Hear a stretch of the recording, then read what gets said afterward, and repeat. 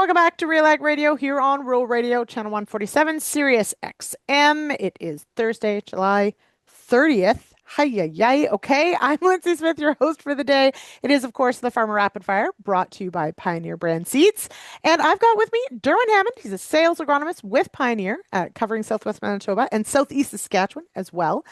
Derwyn, welcome here. Oh, happy to be here. Now we have. Great to join you again. Yeah, it's been a little while, but we've Yeah. caught you, of course, just out of a field day, which tis the season, of course, as we wrap up field day season. What is the hot topic out there right now?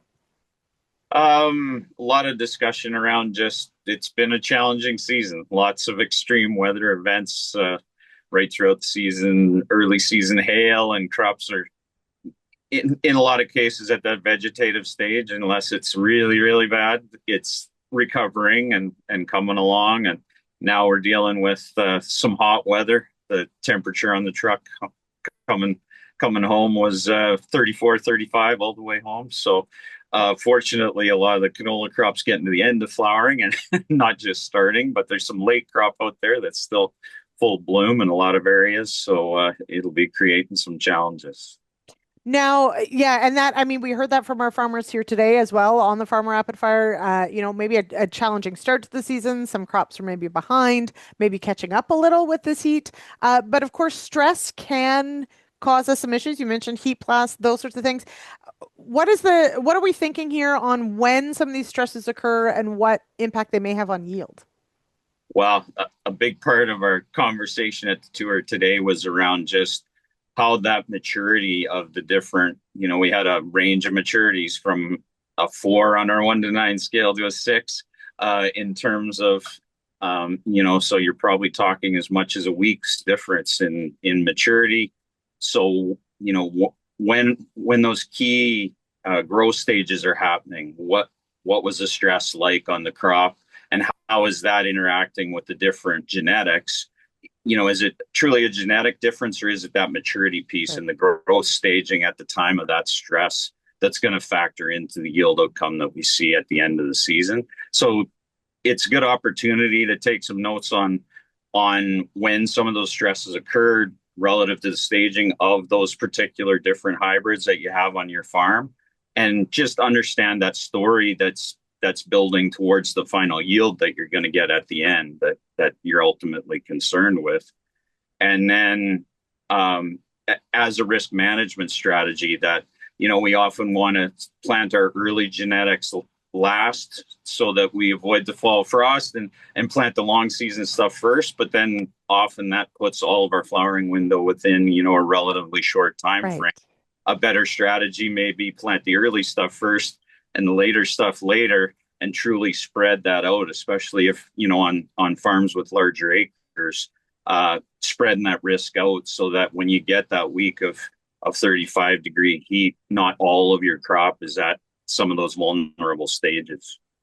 I'll be honest, Derwin, I'm probably one of those people who thinks the opposite, just like you said, in that, Yeah, you think, okay, short season, I can go a little later before it gets in the ground because I'm not so worried about it, running into trouble on the back end of the season. But you're saying short season goes in early, long season, or sorry, like put it in at the same time or early so that we've got this flowering window between the hybrids that really evens things out. But also, I'm going to think about like harvest management too, right? If you've got that difference in exactly. maturity, then you've got a crop that's ready at different times because you can only harvest one field at a time. That's right. Yeah. So I mean, it helps spread out that management, but again, spread out, when those crops are hitting some of those key growth stages Yeah. where stress can be, cause some significant loss, and it's just important to understand that. Obviously, the early genetics, some of the areas where planting was just straight delayed by all the Yeah. excessive moisture. Obviously, they're a great tool in the toolbox that we Right. can get a crop to still reach maturity, even though we're forced to plant it late.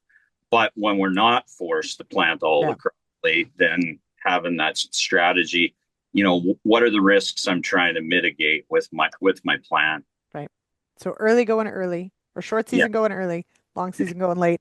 if you can help it. So I like it. Okay, that is a good rule of thumb. And I really like the point, in taking notes, in observing things. A key thing there, I think that you said is like you note the stress and the date, but you really have to think about the crop stage too, right? So adding that little extra note of where that crop was at, will save you time later, not having to go back. Okay, when did we plant that, and what stage was that? Take good notes, everybody. Put them Yeah, in. We have so many good little tools to keep all our details in, so use flowering them. in canola, Yeah, silking in corn is another yeah, example where, if you planted some 69 CRM genetics, it may have started to tassel and silk, a week or two ago. I drove by a field today that's still not in tassel. The right. conditions under which those are two crops are going to pollinate are going to be pretty different Yeah, potentially, and yeah. it may really influence the final outcome in terms of the yield that you get. Yeah, absolutely. Okay, good point. Now, one other thing I want to touch on, and so glad to have you on because, of course, um, when it comes to something like canola, the insect pests really do love this crop, and we have some that are sort of those every year. We have some that go in cycles. We have some that blow in, but it is Bertha armyworm season. How are we feeling right now? Are our numbers climbing? What should we be watching for?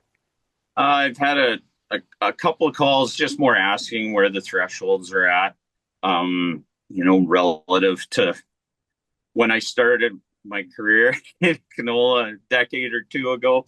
One or two. The crop prices weren't quite as high as they are now, so that influences your thresholds. But generally speaking, probably somewhere in that 10 to 20 larvae per square meter, is where you're going to start to think about a rescue treatment for them.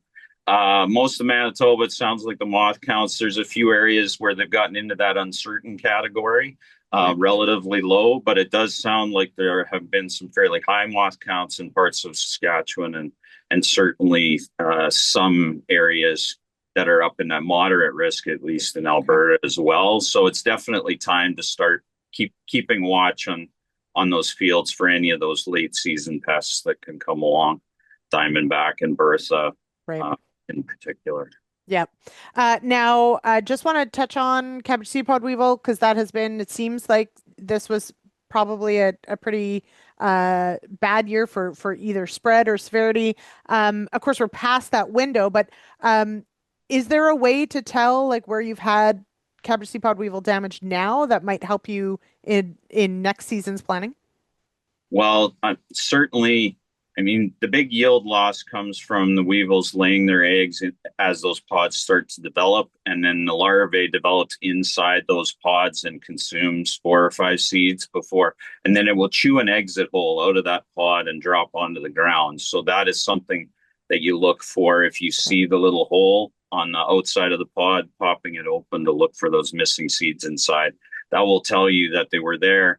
The other comment that came up a little bit, or discussion at the tour today, was around, you know, the adults also feed on the nectar on those buds, and so um, that damage can lead to some aborted uh, Mm. flowers as well, and gaps on your stems. So some of what you're seeing there in areas where those numbers were really high, it might not be all from heat stress at the start Right. of flowering. There maybe a bit of insect damage contributing to some of that as well.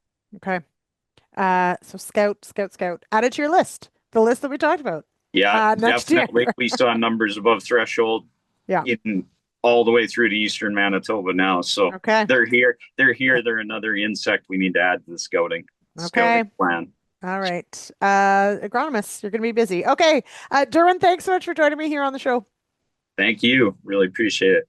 All right. And that does it for this episode of the Farmer Rapid Fire. Thanks so much for following along and listening. And we'll talk to you tomorrow on the issues panel. Cheers, everybody.